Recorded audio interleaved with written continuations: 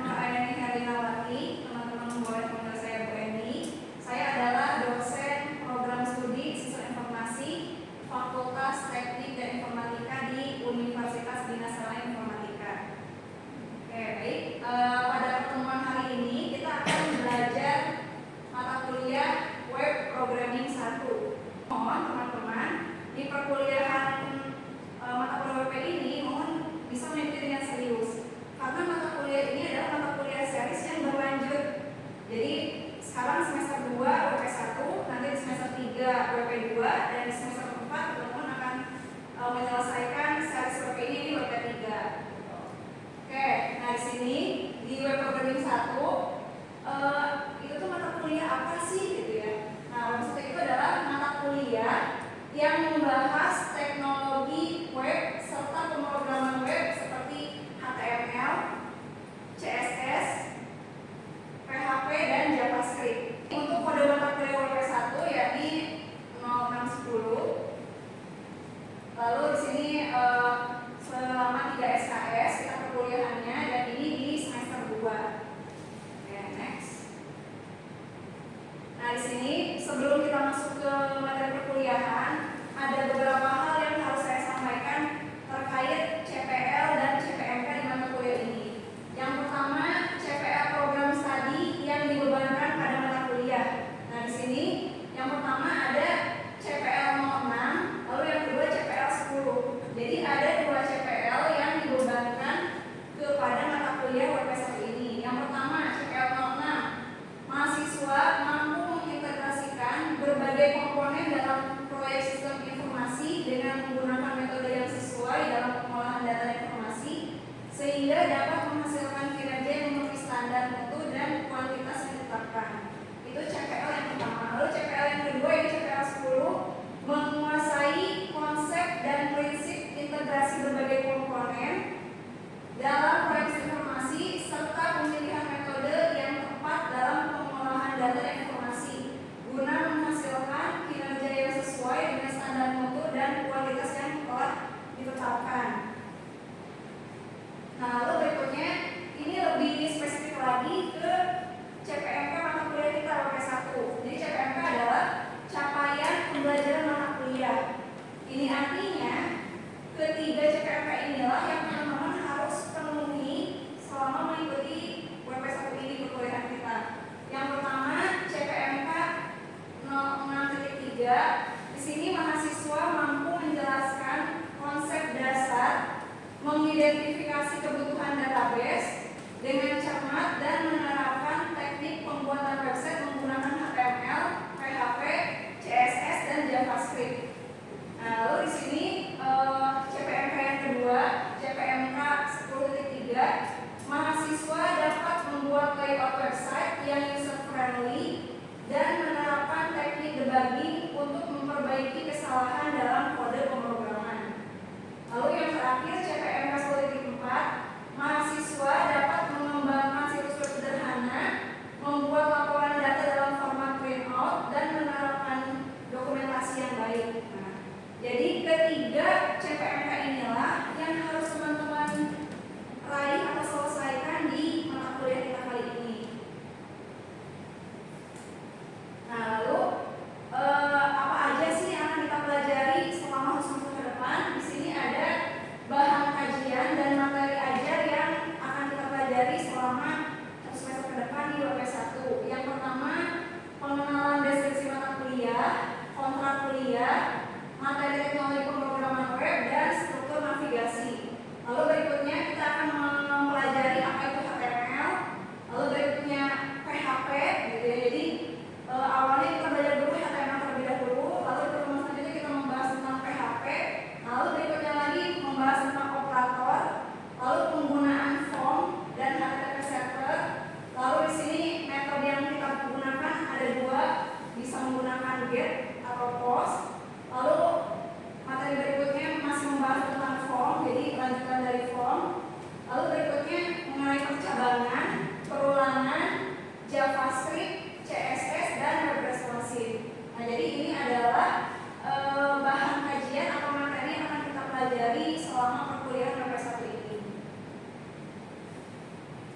Oke, nah di sini ada sistem pembelajaran kita. Jumlah pertemuan kita di sini ada 16 pertemuan. Jadi selama 1 semester itu kita totalnya ada 16 pertemuan, yang dimana 13 pertemuannya adalah materi perkuliahan. 3 pertemuan terakhir itu nanti teman-teman presentasi proyek, ya. Nah di sini untuk presensi dan pengumpulan tugas melalui LMS. LMS itu Learning Management System. Nah, kita di BSI LMS-nya itu menggunakan MyBase. Jadi nanti teman-teman setelah ini silakan lakukan presensi di MyBase ya. Dan juga nanti ketika saya memberikan tugas, upload tugasnya juga di MyBase. Oke, lalu di sini kalau teman-teman lihat untuk bobot penilaian kehadiran 20%. Jadi berarti dari 16 pertemuan itu kehadirannya 20% nilainya. Lalu tugas, nah tugas ini adalah tugas individu yang akan saya berikan setiap selesai perkuliahan. Jadi selesai perkuliahan saya akan memberikan tugas secara individu yang teman-teman nanti akan upload di MyBase.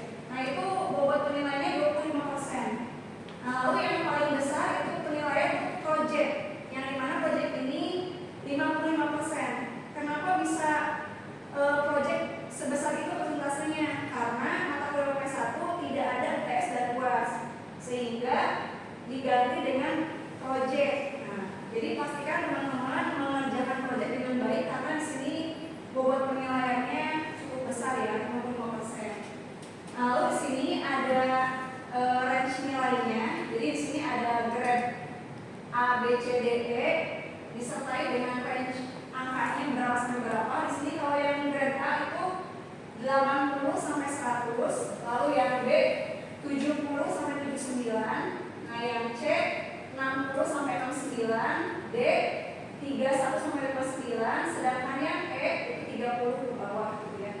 Nah, saya harap teman-teman bisa mengikuti pembahasan dengan baik sehingga di kelas ini diharapkan memperoleh grade yang maksimal, yaitu grade A. Seperti itu ya. Oke, next. Nah, lalu seperti yang teman-teman lihat bahwa ada proyek yang bobotnya 55%. Nah, di sini untuk ketentuan proyek, yang pertama, tugas proyek ini diadakan untuk memperoleh nilai pengganti UTS dan UAS, ya. Lalu yang kedua, tugas ini dikerjakan secara berkelompok dengan maksimal 5 mahasiswa per kelompok. Lalu tema proyek antar kelompok tidak boleh sama. Nah, jadi setelah nanti saya memberikan materi, silakan teman-teman diskusi dengan teman sekelasnya untuk membuat kelompok ya. Jadi satu kelompok maksimalnya 5 mahasiswa. Nah, lalu setelah itu silakan didiskusikan tema proyeknya apa, lalu nanti dikumpulkan ke saya list anggota kelompok beserta temanya melalui MyBase. Oke, yang ketiga, tugas proyeknya itu apa sih? Nah, tugas proyeknya itu adalah membuat web sederhana yang responsif. Ya, karena nama mata kuliahnya aja web programming, ya pasti proyeknya yang bikin web gitu ya. Nah, karena ini masih WP1, maka webnya itu adalah web sederhana tapi responsif seperti itu. Silakan teman-teman lakukan presensi di MyBase ya. Jadi silakan teman-teman buka e-learning.bsi.ac.id untuk melakukan presensi. Nah, lalu untuk materi perkuliahan, silakan teman-teman bisa download di ruang materi. Jadi di sini ada ruang materi. Nah, teman-teman buka yang bahan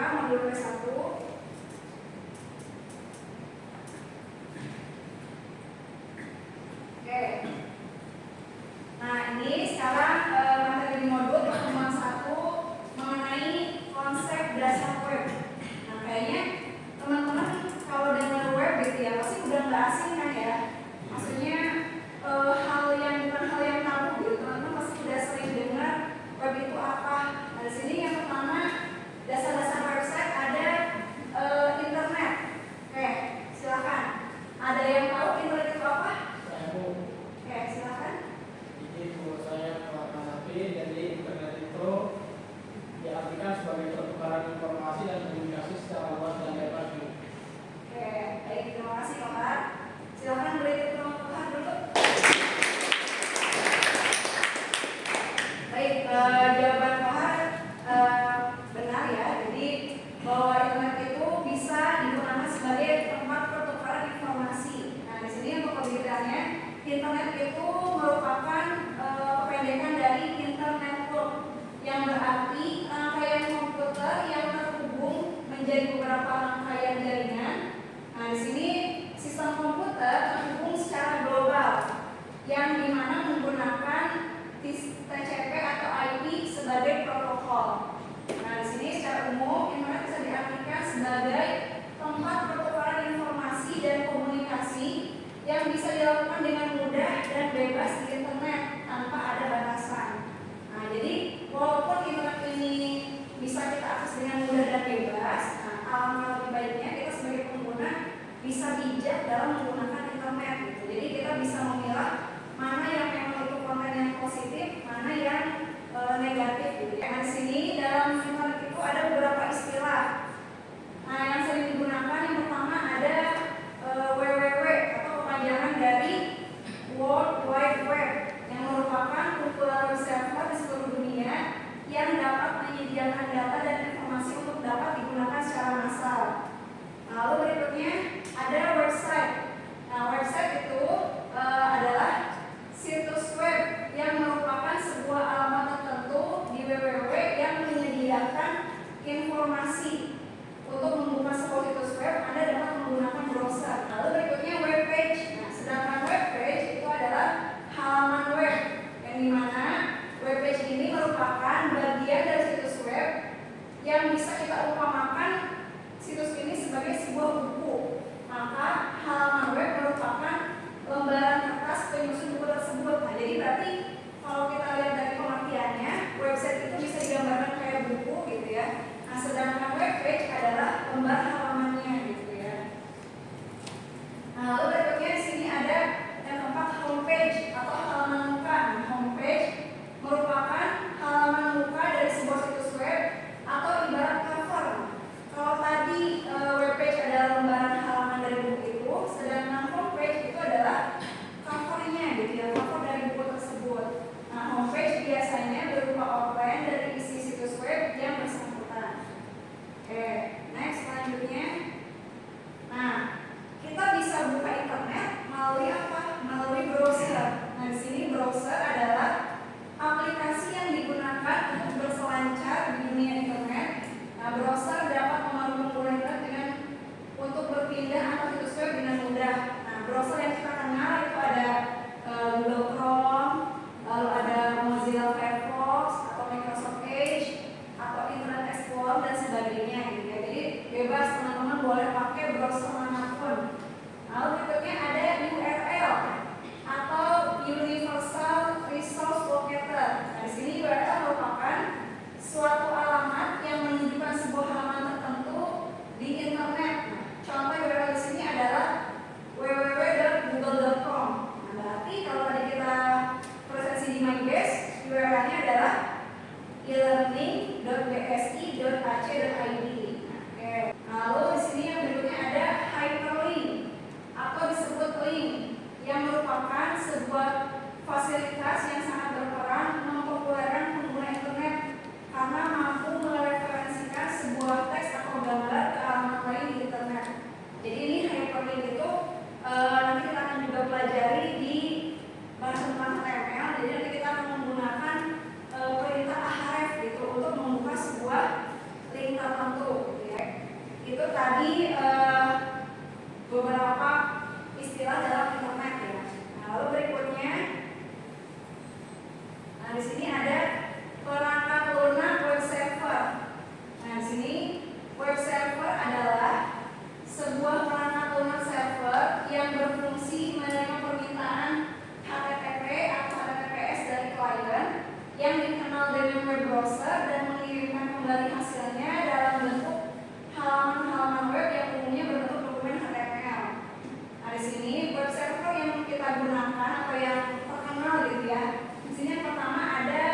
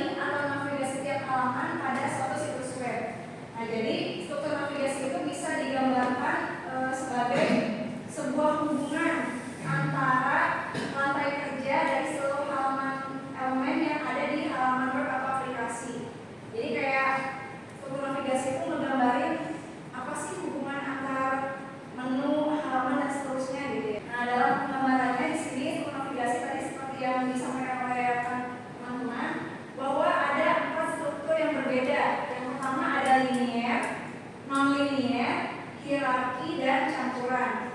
Nah, apa sih perbedaan dari keempat struktur navigasi itu? Nah, di sini yang pertama, untuk struktur navigasi linier. Nah, dari namanya aja harusnya sudah tergambar ya, struktur navigasi linier. Berarti dia hanya mempunyai satu rangkaian cerita yang berurut, yang menampilkan satu demi satu tampilan layar secara berurut menurut urutannya. Nah, di sini kalau kita lihat gambar struktur navigasi linier, jadi di sini tampilannya itu dia berurutan gitu. Jadi dari satu menu ke menu berikutnya itu hanya bisa dilakukan secara berurutan. Karena namanya aja linier, dia sejajar dan harus berurutan. Nah, di sini bahwa tampilan yang dapat ditampilkan pada struktur di sini adalah satu halaman sebelumnya atau satu halaman sesudahnya. Tidak dapat dua halaman sebelumnya atau dua halaman setelahnya. Jadi kalau kita dari menu, misalnya ini halaman login, lalu kita mau masuk ke dashboard. Kita lalu ini login, dashboard, ini misalkan menu master tambah produk gitu ya. Kita nggak bisa dari login langsung ke menu master, itu nggak bisa. Kita harus melalui dashboard terlebih dahulu. Itu yang dibilang tadi itu dia harus melalui urutan per masing-masing menu dan nggak bisa dilompat gitu. Jadi tidak bisa dilompat dua halaman sebelum sudah. Jadi harus berurut satu per satu untuk yang linear. Nah, tadi kan gambar strukturnya ya. Ini gambar strukturnya, di bawah ada contohnya. Nah, ini di atas ada login user. Nah, lalu di bawahnya ada beberapa menu. Lalu berikutnya yang kedua, di sini ada struktur navigasi hierarki.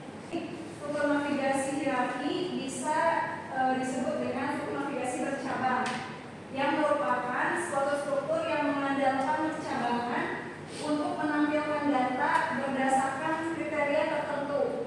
Nah, di sini tampilan pada menu pertama akan disebut sebagai master page atau halaman utama pertama. Lalu halaman utama ini akan mempunyai halaman pendukungnya atau percabangannya gitu, yang disebut dengan swipe page atau halaman pendukung. Nah, jika salah satu halaman pendukung tidak diaktifkan, maka tampilan tersebut akan bernama master page atau halaman utama kedua dan seterusnya. Nah, struktur navigasi ini tidak diperkenankan adanya tampilan secara linear. Ya, namanya aja hierarki, berarti dia urutannya bercabang. Jadi berbeda dengan linear yang tadi yang berurutan ke samping. Nah, kalau ini bentukannya bercabang ke bawah. Nah, ini untuk gambar strukturnya. Kalau ini untuk contoh struktur navigasi yang hierarki. Ada menu utama, yaitu tentang mulai dan keluar atau lewat. Nah, lalu di bagian mulai ini ada dua submenu atau disebut dengan tadi istilahnya swipe page atau halaman pendukung, yaitu pilih hewan atau suara hewan seperti itu. Nah, ini untuk struktur navigasi hierarki. Lalu yang ketiga ada struktur navigasi non linear. Nah, berarti ini kebalikannya dari yang linear tadi. Nah, di sini penjelasannya untuk struktur navigasi non linear adalah struktur yang tidak berurut, merupakan pengembangan dari struktur navigasi linear yang dimana di struktur ini diperkenankan membuat navigasi bercabang. Nah, percabangan yang dibuat pada struktur non linear ini berbeda dengan percabangan pada struktur hierarki. Karena pada percabangan non linear ini, walaupun terdapat percabangan, tapi tiap-tiap tampilan mempunyai kedudukan yang sama, yaitu tidak ada master page atau swipe page. Nah, jadi bedanya kalau yang non-linear sama hierarki, dia nggak ada pembagian master page atau swipe page gitu. Nah, lalu yang membedakan dengan linearnya, kita bisa melompat dari satu menu ke menu yang lain tanpa harus berurutan ke halaman satu persatu gitu. Yang membedakan antara linear dengan non-linearnya. Nah, di sini ada contoh gambarannya. Nah, ini untuk contoh struktur non linear.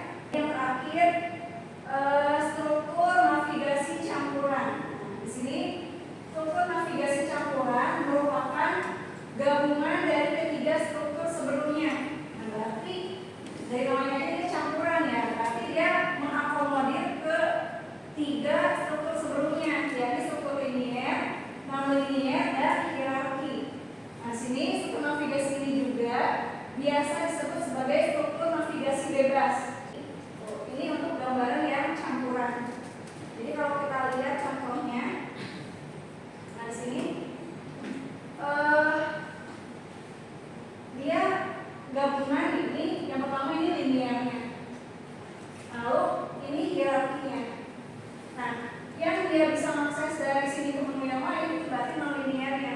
Makanya kenapa dibilang struktur navigasi campuran, karena di dalamnya ada ketiga struktur yang tadi di atas. Materi pertemuan 1 cukup sampai sini. Sebelum saya tutup atau saya kasih tugas, apa ada yang mau bertanya? Silakan. Ya Bu, Ya silakan.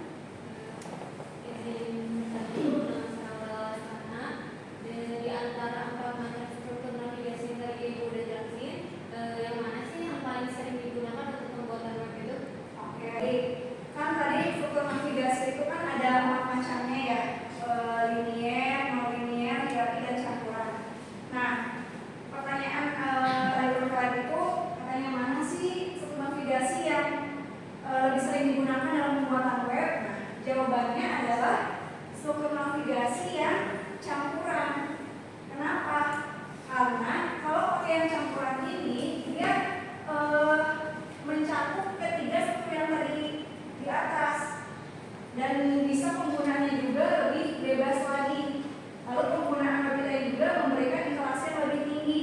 Jadi kayaknya nggak kebayang ya kalau kita bikin web yang pakai struktur navigasi linear saja.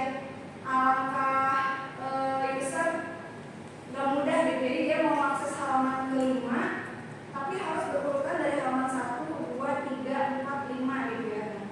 Maka untuk memudahkan user tersebut, sebaiknya web kita itu pakai struktur navigasi yang campuran seperti itu. Jadi dia bisa mengakomodir struktur-struktur linear, hierarki, dan non-linear seperti itu ya. Oke, sepertinya cukup ya untuk materi hari ini. Apakah materi pertemuan hari ini teman-teman bisa pahami? Oke, siap kalau ada tugas? Oke, semangat banget ya mengerjain tugas. Oke, ini kan pertemuan pertama. Tugasnya adalah membuat struktur navigasi dari sebuah halaman website. Jadi silakan, di sini kan tidak saya tentukan halamannya apa. Teman-teman boleh milih bebas halaman web manapun. Lalu teman-teman tentukan keyword tersebut struktur navigasinya seperti apa. Lalu buat gambarannya seperti contoh di atas. Oke, tugasnya ini nanti teman-teman upload di ruang tugas MyBase ya. Oke. Oke, baik. Silakan teman-teman cek lagi presentasi di MyBase. Ini yang sudah masuk ya di MyBase presentasinya. Silakan bagi yang belum presensi lakukan presensi terlebih dahulu di MyBase. Oke, ini sudah ada 41 yang hadir ya. Nah, lalu untuk tugas tadi silakan teman-teman upload tugasnya di ruang tugas MyBase di menu namanya ruang tugas. Nah, jadi di sini di ruang tugas silakan upload jawaban